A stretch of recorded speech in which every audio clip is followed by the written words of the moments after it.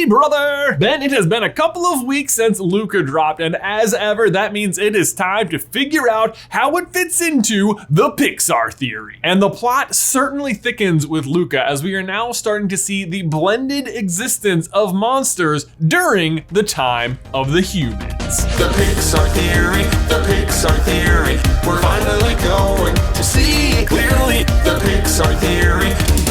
This video will contain spoilers for Luca and every Pixar movie. The Pixar Theory, in case you are somehow unfamiliar, is the idea that every single Pixar movie exists in the same universe on one giant timeline. It all starts in The Good Dinosaur, when the asteroid misses the Earth, and we get our first glimpse at how other creatures on the planet could develop human-like intelligence. It shows the rise and fall of the humans, machines, and animals over millions of years, finally ending with Monsters Incorporated.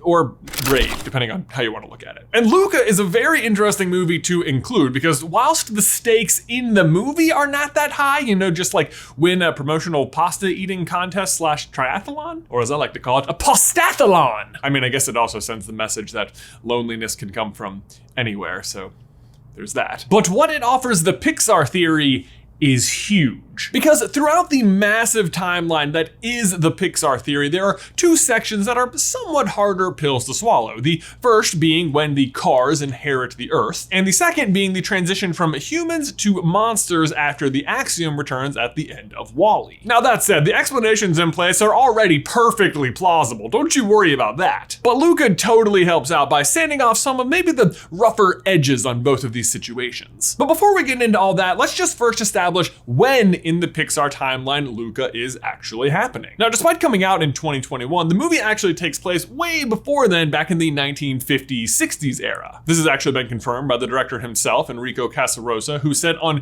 Disney's Japanese Twitter that the movie takes place in the 1950s and 60s. But I think we can go in-universe to get even further clarification. First of all, there are just plenty of posters around the town referencing classic Italian cinema. And specifically, this woman is watching a movie called Big Deal on Madonna Street, which came out in 1958, so it has to be taking place by at least after that. Then in the credits, we can also see Luca and Julia watching the moon landing on TV, which took place in 1969, so it's also maybe just a little bit before that. I mean, to be fair, that's a single sketch in the credits, but either way, I'm gonna say mid to late 60s, which is a very specific and important decade in the Pixar Theory because it is when the supers were at their height, which to me also helps explain just a little bit more how the townsfolk at the end of the movie came around so quickly on the idea of sea monsters. I mean, look, nothing against the townsfolk, and bravo to them for being so open-minded, but it is a lightning fast turnaround to go from having a statue of someone killing a sea monster in your town square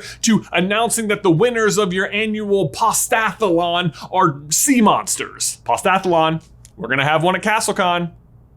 If you know, you know. But if you're alive during a decade where things like supers and superpowers are a thing, then yeah, I can see you maybe just being more open to supernatural stuff like this. And of course, we know everyone in the world does know about this because at the end of Incredibles 2, they have supers from all over the world. But moving on, another thing that actually lines up really nicely with the rest of the Pixar Theory, and you might not have thought of this, is the cleanliness of the water. Because in other recent Pixar movies, which take place a little closer to the present, the water is often horribly polluted if it is anywhere near humans, a sure sign of what is to come. And whilst Alberto was certainly doing his part to litter the ocean at the beginning of the movie, for the most part, it is very clean. But actually, on that same note, let's also talk about the fish that Luca is shepherding around, because you may have also noticed that the fish in this movie are, well, they're not nearly as smart as the fish in, say, Finding Nemo. You may recall those fish were so smart they managed to drive a truck.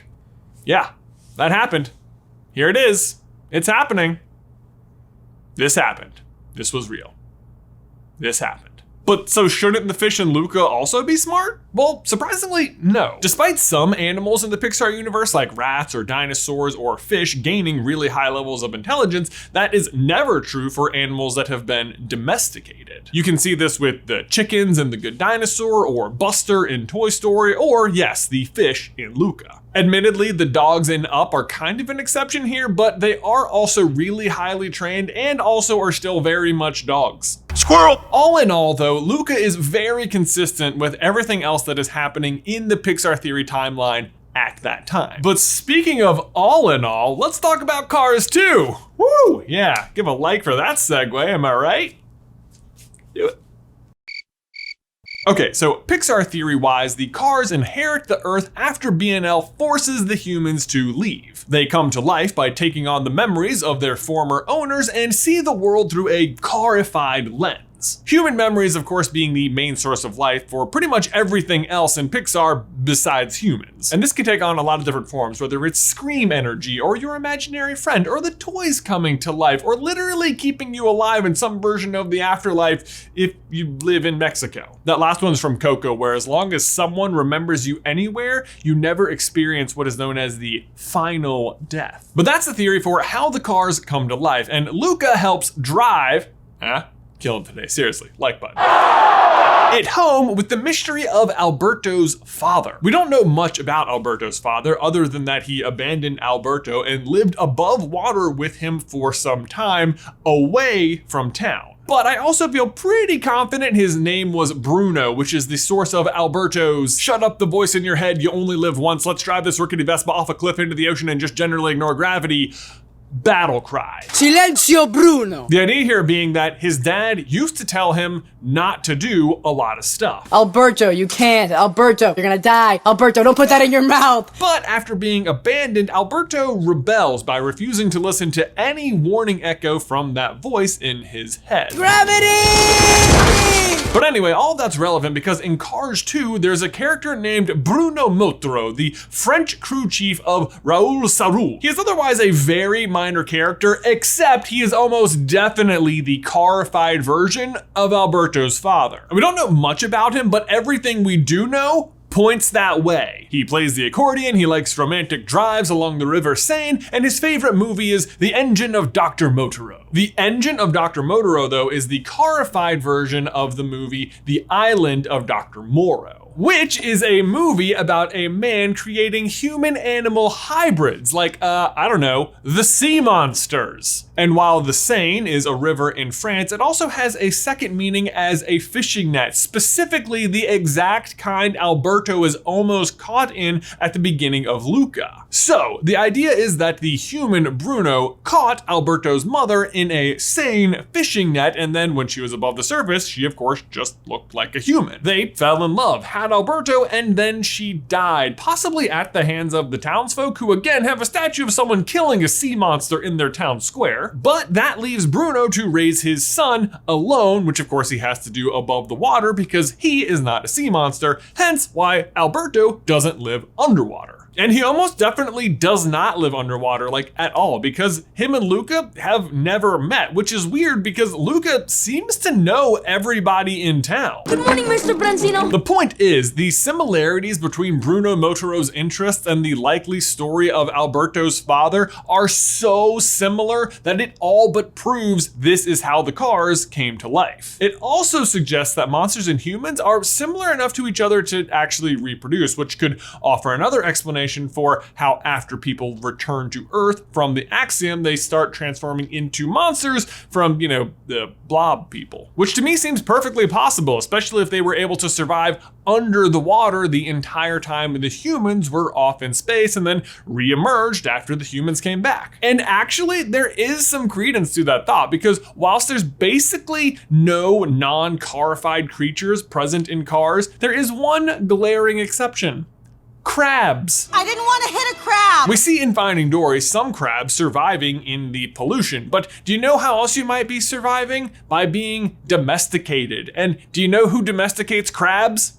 The sea monsters! I mean, honestly, there's almost no greater way to ensure your survival as a species than to be domesticated by humans, or I guess in this case, creatures of human level intelligence. But if sea monsters survived underwater for the entire 700 years that humans were missing in space, then chances are their population is actually a lot greater than what returns on the Axiom. Like maybe enough to fully convert the entire species. I mean, we do know for sure that there are some versions of monsters that live specifically underwater. But the real question is, where did the sea monsters come from? Well, I have two options for you. First, we mentioned earlier that Luca takes place during the same time period as The Incredibles, and we know that some supers' power is literally just to change forms. So it's possible the very first sea monster was just a super who had the ability to change into an underwater creature, and he passed that ability on so much that eventually there was just an entire community of sea monsters. Which I think would be a pretty interesting take, because it would mean the sea monsters were all actually humans first and sea monsters second. They had just fully adapted to the sea monster side of things and decided to live underwater, which would still add up because indeed supers were driven underground for a while, or I guess in this case, underwater. They are living among us, average citizens, average heroes. The other option though, and I kind of like this one a little bit better, is that the earliest sea monster was actually a banished monster. And the reason I like this idea a little bit more is because we actually already know of a banished sea monster. Loch Ness, Bigfoot, the Abominable Snowman. They all got one thing in common, pal. Banishment. Now, granted, Loch Ness is in Scotland, not Italy, but I don't really see that as much of an issue because they can just banish monsters to more than one location, which is for sure a fact because Mike and Sully get banished to the Himalayas, which is very, very not a lake in Scotland. It is where the Abominable Snowman is banished, though. Welcome to the Himalayas! Meaning the monsters are happy to reuse the same door for this exact purpose, which could explain the large number of inhabitants living off of the coast of this town. But even so, you might be thinking, but gosh, that is a lot of banished sea monsters. Like, why are so many of them breaking the rules and getting exiled? But the reason for their banishment, I think, is actually pretty obvious, and maybe banishment is just the wrong word. It's more like relocation. But they need to be relocated because if they ever come above the water, they look like humans. And you may have noticed this about the monsters, but they are like super afraid of humans. 2319! We have a 2319! Heck, that would even explain the setting of the Italian Riviera. I mean, if they're gonna relocate you from your home time period, the least they can do is put you up somewhere nice, am I right? That would mean, however, though, that the monsters are actually responsible for their own creation because they're the ones who send the monster back in time to begin with, which would mean then that the future had already happened and was somehow fixed, like on a loop. Oh, that does sound familiar though. What did we say about human memory earlier? That as long as someone remembers you anywhere, you can never experience the final death? Right, yes. So in order then to make sure that someone never truly dies, you would have to find a way to create a permanent memory of them, which you could do if you found a way to live in the past and remember something from the future that had not happened yet. Right? Then from the past, you could set events in motion that would ensure you always eventually remembered the same person again so they would never die. And if that's ringing a bell somewhere in the distant memory of your mind, it should be, because it's exactly what Boo, aka the witch, is doing to make sure that Sully is never forgotten and never has to experience the final death. Everything is part of the Pixar theory. But there you go, guys. That is how Luca fits into the Pixar theory. I'm curious, what do you think? Is it more likely that the sea monsters are supers or that it's a monster being banished from the future? Let me know your thoughts in the towel section down below. Guys, thanks as always for watching today's video. Don't forget to leave a like on it if you haven't already, and subscribe so you don't miss any future Pixar theory action from us. If you want to see how Soul fits into the Pixar theory, you can check out this video right here. Or if you want to see how anything fits into the Pixar theory, we have an entire playlist right here. But Ben, that's all I've got for you today, man. Until next time, I will see you in another life, brother.